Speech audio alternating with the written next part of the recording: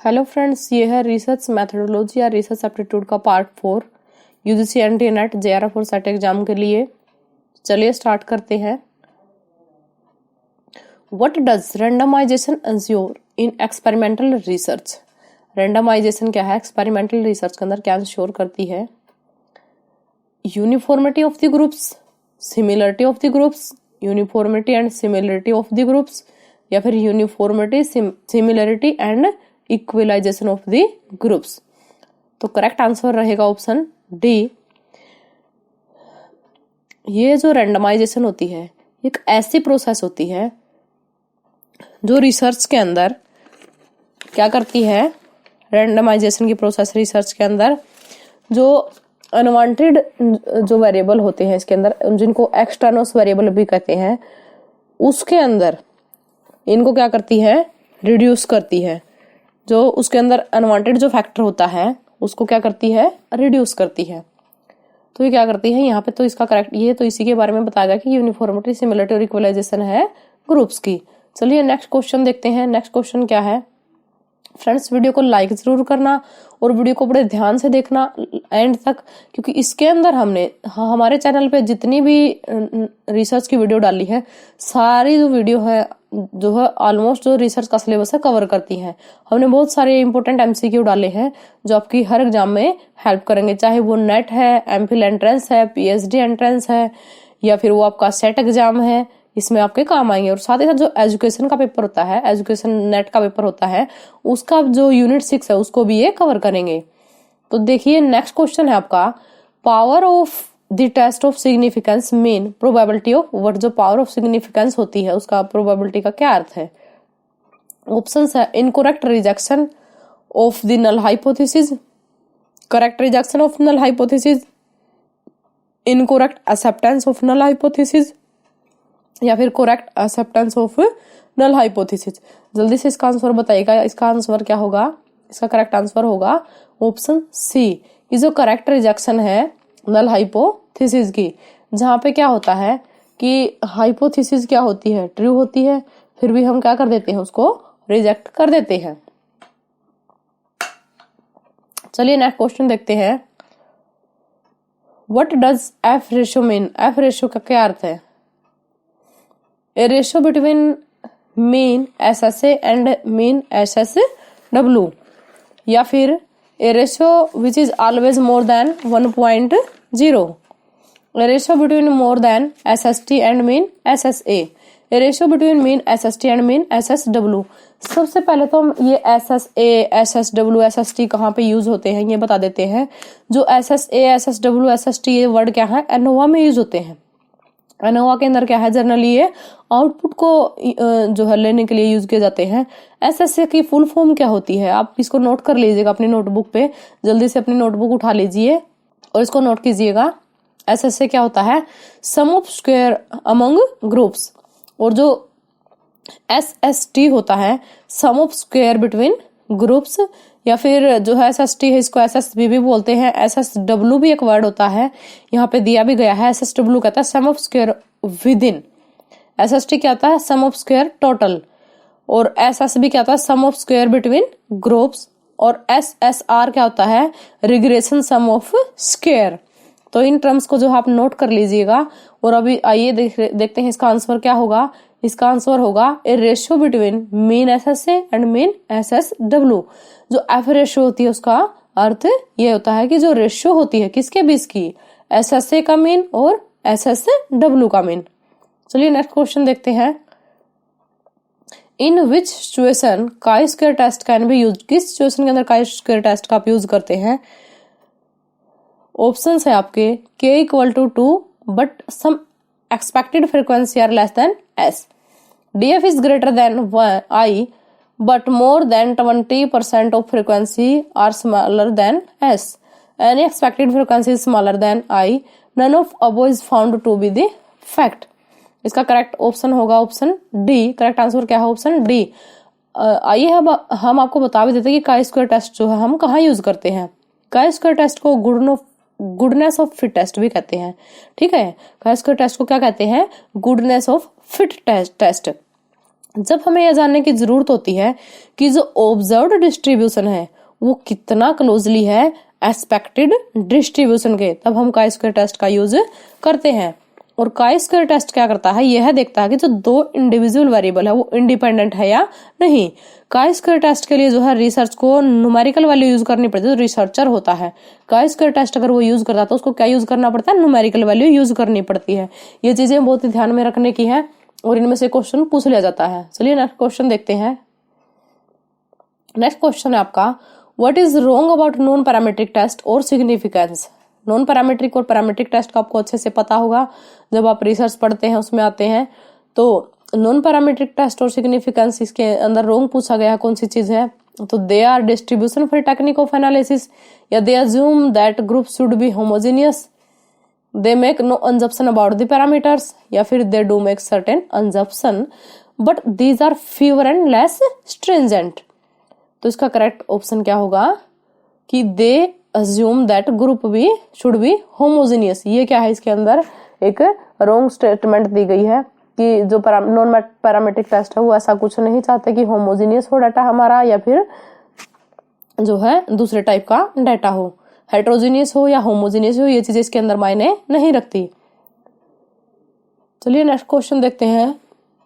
Next question है आपका, in evaluating the significance of the research problem an important social consideration is. कौन सी important social consideration है जब हम रिसर्च प्रॉब्लम की सिग्निफिकेंस को इवेल्युएट करते हैं।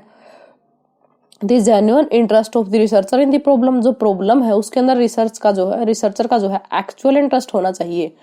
प्रैक्टिकल वैल्यू हो फाइंडिंग्स की, एजुकेशनिस्ट की, पेरेंट्स की और सोशल वर्कर की, या फिर नेसेसरी स्किल हो, एबिलिटी हो, बैकग्राउंड नॉलेज हो रिसर्चर की, या फिर पॉसिबिलिटी हो obtaining reliable and valid data by the researcher. तो सबसे जो इंपोर्टेंट सोशल कंसिडरेशन होगी वो होगी ऑप्शन बी की जो प्रैक्टिकल वैल्यू है फाइंडिंग्स की, एजुकेशनिस्ट की, पेरेंट्स की और सोशल वर्कर की। कुछ हमने यहाँ पे क्या करना है, सोशल कंसिडरेशन देखनी है ज्यादा इंपॉर्टेंट कौन सी है। चलिए नेक्स्ट क्वेश्चन देखते हैं। ए hypothesis in educational research need not be.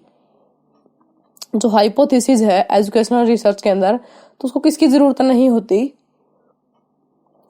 A computable with well attested theory and models, logically consistent and pertinent to the question under consideration, capable of establishing generalization that can be applied in many area of education or other field, none of these। तो इसमें correct answer रहेगा option C.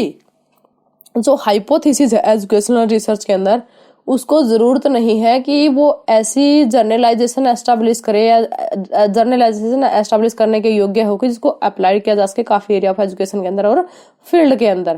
कि जो hypothesis होती है educational research में वो जो है किसी भी तरह से यूज की जा सकती है। ये जरूरी नहीं है कि वो ज्यादा से एरिया के अंदर यूज की जाए या उनको अप्लाई किया जाए। नेक्स्ट क्वेश्चन आपका रहेगा, thinking analogically about hypothesis a researcher should first bat and then roll the dice. कहता कि पहले सर्च करेगा और फिर क्या करेगा, डाई को फेंकेगा, या फिर पहले क्या करेगा, रोल द डाई और देन बैट, या फिर चेंज करेगा बैट को after the data are in, या फिर क्या करेगा, have no bat but dice only. तो करेक्ट ऑप्शन यहाँ पे होगा first bat and then roll the dice. कि हाइपोथेसिस किस टाइप की होती है, अगर उनको एनालिसिसली हम सोचते हैं कि क्या होता है, पहले हम हाइपोथेसिस बनाते हैं उसके बाद हम उनके ऊपर क्या करते हैं, कंक्लूजन ड्रा करते हैं, उनका रिजल्ट बाद में निकालते हैं। तो ठीक उसी तरह क्या कर रहा है रिसर्चर का, पहले क्या करेगा कि वो किसी चीज को सोचेगा, इनके अंजप्शन बनाएगा और उसके बाद क्या उसके ऊपर काम करेगा कि first bat and then roll the dice.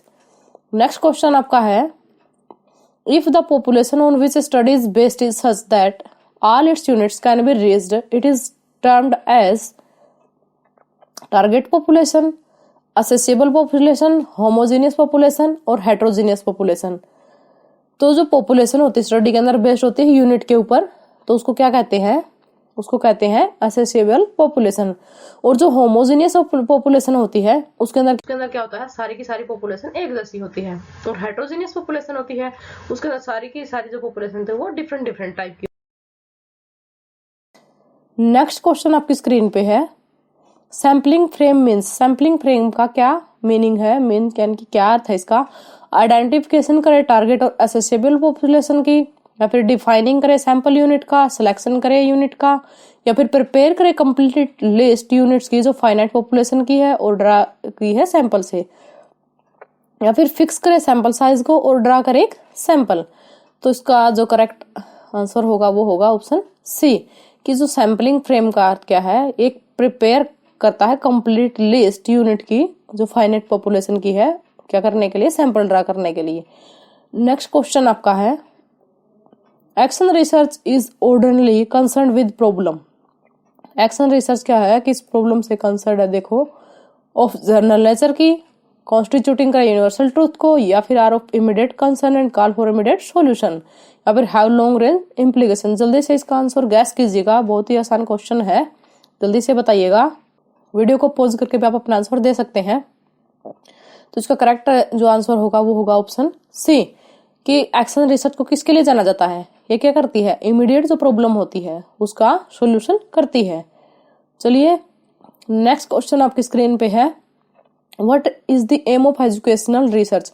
Educational research का एम क्या है, आइडेंटिफाई करती है मेजर प्रॉब्लम को जिनको सोल्व किया जाना है, या फिर सर्च करती है न्यू फैक्ट को, प्रिंसिपल को जो प्रोसेस ऑफ एजुकेशन के अंदर अंडरले करते हैं, या फिर आइडेंटिफाई करती है एम ऑफ एजुकेशन को, या फिर आइडेंटिफाई करती है वैल्यूज को जिनकी जरूरत है कैलकुलेट करना पीपल्स के लिए। तो इसका करेक्ट आंसर क्या होगा, सर्च करती है न्यू फैक्ट। एजुकेशनल रिसर्च के अंदर जो है उसका, एजुकेशन के अंदर रिसर्च का क्या एम है, या फिर जो एजुकेशनल रिसर्च है उसका एम क्या है, कि न्यू फैक्ट को सर्च करती है, जो क्या करते हैं एजुकेशन की प्रोसेस के अंदर जो लाई करते हैं। नेक्स्ट क्वेश्चन आपका है, Why is research in education important for teachers? Research जो है एजुकेशन के अंदर टीचर के लिए क्यों इंपॉर्टेंट है। It add to their academic qualification, ये है उनके एकेडमिक क्वालिफिकेशन के अंदर कुछ ऐड करती है, या फिर उनको बुद्धिमान बनाती है, या फिर क्या करती है टीचर के जो है परफॉर्मेंस है उसको बेटर करती है, या फिर अनेबल करती है टीचर्स को कि जो बेस्ट पॉसिबल जजमेंट वो कर सके और अच्छे से स्टूडेंट्स को पढ़ा सके। इसका करेक्ट आंसर जो है यही रहेगा ऑप्शन डी।